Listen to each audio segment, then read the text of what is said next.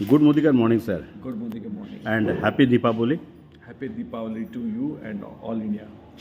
Sir आपको मैंने जब ज्वाइन किया तो आपका वीडियो, आपका जो प्रेजेंटेशन देख के अच्छा लगा और वही चीज़ फॉलो करते करते आज यहाँ पे पहुँच गया ऑस्ट्रेलिया मेलबोर्न में। तो फर्स्ट ऑफ ऑल सर बताइए कि आपने तो मेलबोर्न ऑस्ट्रेलिया में आया। आपका शुभ नाम क्या है? मेरा नाम है चंदन चटर्जी, मैं कलकत्ता से बिलोंग करता हूँ और मोदी केयर का ब्लैक डायमंड डायरेक्टर हूँ और उसके साथ ही साथ मैं टॉप 100 अर्नर भी हूँ। जी, थैंक यू। और क्या पूछना चाहते थे आप? सर मैं पूछना चाहता हूँ कि सर आपका यही ट्रिप कैसा लगा? पहले आपने ऑस्ट्रेलिया आया और एक साथ हम लोग सब। देखो, मैं कभी झूठ नहीं बोलता और मैं आपको बता दूँ, ये मेरी लाइफ की one of the best trip थी।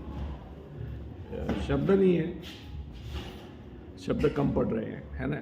मतलब ये अगर मैं एक्सप्रेस करूँगा तो मैं रो पड़ूँगा, क्योंकि काफ़ी टाइम से लाइफ में कहते हैं ना कि जब आप लाइफ आपको मशीन बना देती है, तो वो मशीन ही बन गया था। क्रिकेट मेरी लाइफ का सबसे फेवरेट खेल है, लेकिन क्योंकि मैं 1.5 करोड़ कर्जे में चला गया, 14 बैंकों ने केसेस किए, तो मेरे पास कोई ऑप्शन नहीं था। मैं मैच नहीं देख सकता, मैं ठीक से सो नहीं सकता, मैं ठीक से खाना नहीं खा सकता, मैं घर में आए हुए गेस्ट को अटेंड नहीं कर सकता, मैं किसी की शादी फंक्शन में जा नहीं सकता।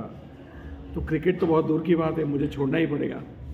तो 10-12 साल हो गए मेरी लाइफ में, और अब वो जंग छिड़ जाता है ना कि अब मुझे ये भी नहीं पता कि इंडियन क्रिकेट में कितने खिलाड़ी, मतलब 11 खिलाड़ियों के नाम नहीं पता।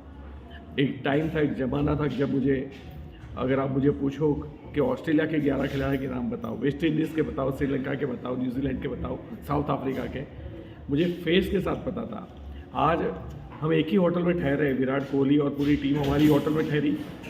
कई लोग सामने टकराते हैं, मुझे पता नहीं कि ये क्रिकेटर है, कोई फ़ोटो खींचता है तो पता चलता है कि ये क्रिकेटर है ना। तो मैं तो एक भी फ़ोटो इसलिए नहीं खिंचवा पाया बिकॉज मैं जानता ही नहीं था। ऑलमोस्ट मैं जानता था विराट कोहली को, तो जाते जाते लिफ्ट में जो एक फ़ोटो मिली, अदरवाइज़ मैं किसी को नहीं जानता। रोहित शर्मा को जानता हूँ। तो ये देखो, उसमें कोई प्रॉब्लम भी नहीं है अगर क्रिकेट मेरी लाइफ से दूर रहा। तो कहते हैं कि लाइफ में एक थ्रिल, एक आनंद होना चाहिए, है ना। हम आफ्टर ऑल कोई भी बड़ी सक्सेस भी हम क्यों पाते हैं? बिकॉज हमें चाहिए कि एक कुछ बड़ा करें लाइफ में। क्यों करें? बड़ा करने से आपके मन को जो अच्छा लगता है वो फीलिंग्स आनी चाहिए। तो अभी साल के 1.5-2 करोड़ कमाता हूँ, 2 करोड़ कमाता हूँ साल के, लेकिन कहीं कुछ मिसिंग था। और मैं आपको गारंटी दूँ, इस ट्रिप ने वो चीज़ पूरी कर दी मेरी लाइफ में। तो इसलिए शायद आपने सुना होगा जब मिस्टर मोदी सबको घेरे में कल रात को खड़े थे, तो मैंने एक आवाज़ लगाई थी कि सर आज तक का सबसे बड़ा थैंक यू आपको। वो रीज़न यही था, क्योंकि वो मेरी लाइफ में बहुत फ़र्क पड़ा है।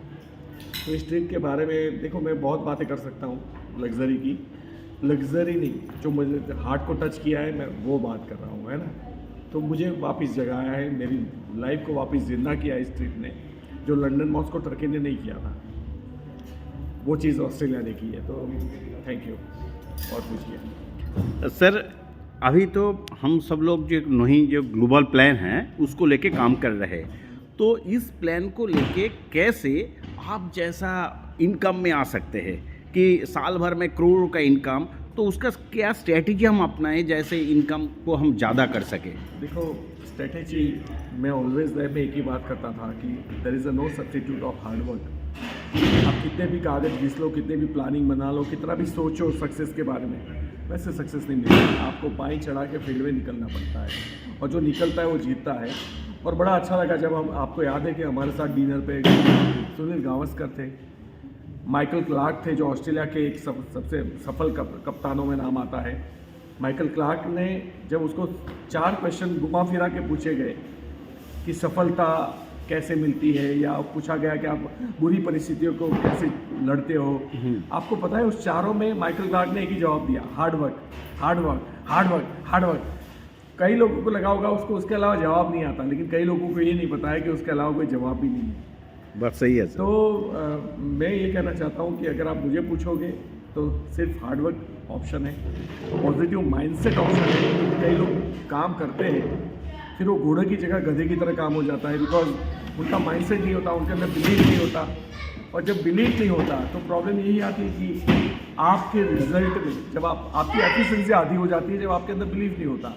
तो आपको अगर एफिशिएंसी को डबल करना है तो भी आत्मविश्वास 100% होना चाहिए, पॉजिटिव माइंडसेट होना चाहिए। कभी भी देखो, मिस्टर मोदी जो कंपनी ड्राइव कर रहे हैं, मोदी ग्रुप है जिसका इतने बड़ी ग्रुप ऑफ कंपनीज है ना, GPI का सबसे बड़ा हिस्सा हमारे पास है, गॉडफ्रे फिलिप्स इंडिया, कलर बार या इंडोफिल या 24/7 चेन स्टोर, बहुत सारे रेस्टोरेंट्स हैं, कॉलेज है इनकी। तो उसमें एक छोटा सा बच्चा हो सकता है मोदी का, लेकिन आज तो वो नेटवर्क मार्केटिंग का हाथी बन चुका है। इनके एथिक्स के बारे में किसी को डाउट नहीं करना चाहिए। कंपनी जब भी कोई डिसीजन लेती है तो मेरे और आपके बिहाफ में लेती है, मेरे और आपके बिहाफ में, उनका बिहाफ सेकेंडरी पे होता है। और ये जानते हैं, ये समझदार लोग हैं कि आपकी भलाई में उनकी भलाई नहीं है, ये भी जानते हैं। जैसे आज अगर मेरी टीम में हम जो टेक्निकली बोलते हैं डाउनलाइन, मेरी टीम में अगर मैं किसी का बुरा चाहूँगा, राइट, तो किसका बुरा होगा? मेरा भी तो होगा। तो सिंपली अगर मैं उसका अच्छा चाहूँगा तभी तो मेरा अच्छा होगा। एकदम। मेरी टीम में कोई 10,000 का माल खरीदेगा, प्रोडक्ट खरीदेगा, तो मैं अमीर नहीं बन जाऊँगा, लेकिन वो आदमी 10 लाख रुपया कमाएगा तो मैं बहुत अमीर बन जाऊँगा। तो आप बात को पर्पस समझिए। अकल है, पैसा है, जनरेशन में खानदानी यही मारवाड़ी है ना, बिजनेस के अंदर तो हमें थोड़ा यूनिक बनना चाहिए। तो प्लान ग्लोबल हो या कुछ भी हो, आपको ये चीज़ ज़रूर ध्यान में रखनी चाहिए कि प्लान मैटर नहीं करता, आपका फोकस, आपका हार्डवर्क, आपका बिलीफ मैटर करता है। अगर वो आपके अंदर है तो मेरी ये गारंटी है कि कोई नहीं जीत सकता। तो सर, और एक चीज़ मैं आपके पास से जानना चाहता हूँ कि जो नया बंदा है उनको पहले किस स्टाइल से हम लोग सिस्टम में आना चाहिए? देखिए, हम ये सब बातें करेंगे ना तो पूरी ट्रेनिंग हो जाएगी। देखो, हम लोग क्या मोटिवेट करके लाते हैं, बड़े चेक्स दिखाते हैं। हम ये भी बताते हैं कि भैया एक दूध वाली मैडम है जो मर्सिडीज बेंज लेके घूम रही है, एक पानी का पाउच वाला बच्चा 5-6 लाख रुपए कमा रहा है। हम कई सारे अपने ग्रुप में जो भी एग्जाम्पल्स होते हैं नौकरी के, पेट्रोल पंप वाला, सब्जी वाला या बड़े आदमी, चार्टर्ड अकाउंटेंट है ना, PhD, डॉक्टरेट, सारे एग्जाम्पल से वो कन्विंस होता है। लेकिन हम उसको ये तो नहीं बताते कि इसमें कितने फेलियर होते हैं। कि ऑलवेज किसी भी इंसान को ये बात समझनी चाहिए कि कई फेलियर के बाद सक्सेस मिलती है।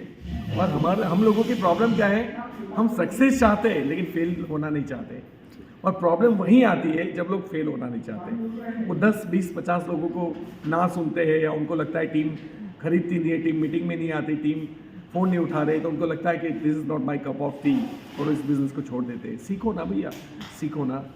फ़ोन नहीं उठा रहे तो क्यों नहीं उठा रही है? अगर हमारा भी तो फ़ोन नहीं उठाया होगा, हमारे अंदर भी तो रिपर्चेज नहीं हुआ होगा, हमारे अंदर भी तो लोग ट्रेडिंग में नहीं आए होंगे, लेकिन हमने कुछ तो सीखा ना। दैट्स वाई इतना बड़ा काफिला आज लाखों लोगों का लेके साथ में घूम रहे हैं। तो नए लोगों को आपको ये ज़रूर बताना चाहिए सक्सेस के साथ साथ में कौन से बम्पर आने वाले हैं, मतलब स्पीड ब्रेकर, कौन से स्पीड ब्रेकर आने वाले हैं। पेशेंस सिखाना पड़ेगा, दूरदृष्टि देनी पड़ेगी, बिजनेसमैन मेंटालिटी देनी पड़ेगी। वो 100, 200, 500 का हिसाब करेगा, पेट्रोल का हिसाब करेगा, टिकट का हिसाब करेगा, वो कभी कहीं नहीं पहुंच पाएगा। तो कहने का मतलब, नए लोगों को जब भी नॉलेज दे तो ये भी एक बिजनेस है। और बिजनेस टाइकून क्या सोचता है? इन्वेस्टमेंट, दुकान, स्टॉक, आदमी को रखना, उनको सैलरी करना, चाहे कोविड जैसी परिस्थिति हो तब भी दुकान के खर्चे जो है उसको संभालना, माइनस में जाना, ये होता है बिजनेस। तो जब आपको बहुत बड़ा प्रॉफिट चाहिए तो ये चीज़ जनरली मैं समझाता हूँ नए लोगों को, ये बहुत इंपॉर्टेंट है मेरी नज़र में। सर थैंक यू, आखिरी सवाल। थैंक यू टाइम देने के लिए। लास्ट एक ही चीज़ आपसे पूछना चाहता हूँ सर, एक 5 लाइन बताइए कि हमारा टीम के लिए, जस्ट 5 लाइन। देखो, टीम आपकी हो या वर्ल्ड में किसी की भी हो, मैं तो एक अच्छी इंसानियत के नाते हर टीम को अपनी टीम समझता हूँ। बात इतनी ही है मेरी कि जैसे मैं इस सेशन में बोल गया कि अगर आपके पास आत्मविश्वास नहीं है ना, आप दुनिया में कहीं भी सफल नहीं हो सकते। आपके पास पॉजिटिव माइंडसेट नहीं है ना, अगर आपको गलतियाँ दिखाई देती है, प्रॉब्लम दिखाई देती है बार बार, हो सकता है कि वो प्रॉब्लम प्रैक्टिकल हो, लेकिन फिर भी एक पॉजिटिव एटीट्यूड वाला इंसान प्रॉब्लम को नहीं देखता, सॉल्यूशन के बारे में सोचता है। जैसे किसी का एक हाथ कट गया तो वो ये नहीं सोचेगा कि मेरा हाथ कट गया, क्योंकि वो वापस नहीं जुड़ सकता। अब उसको ये सोचना है मेरे पास एक हाथ है, अब उससे मुझे ज़िंदगी गुजारनी है। That is called positive attitude. हमारी प्रॉब्लम यह है कि हाथ गया करके वो खुद मर जाता है, उसको, और ये बार बार उसको पूरी दुनिया में यही चीज़ें दिखती है। उसको सरकार में प्रॉब्लम, परिवार में प्रॉब्लम, पड़ोस में प्रॉब्लम, कंपनी में प्रॉब्लम, प्रोडक्ट में प्रॉब्लम, मतलब पति पत्नी को प्रॉब्लम, हर जगह उनको प्रॉब्लम दिखती है। That is called negative mindset. तो पॉजिटिव माइंडसेट बहुत इंपॉर्टेंट है। पहला बोला बिलीव, फिर पॉजिटिव माइंडसेट, फिर एक्शन। क्योंकि आप कितनी भी बड़ी बातें कर लो ना, मैंने अच्छी डिग्रियों को डब्बे में जाते हुए देखा है जब वो लोग हार्ड वर्क नहीं करते।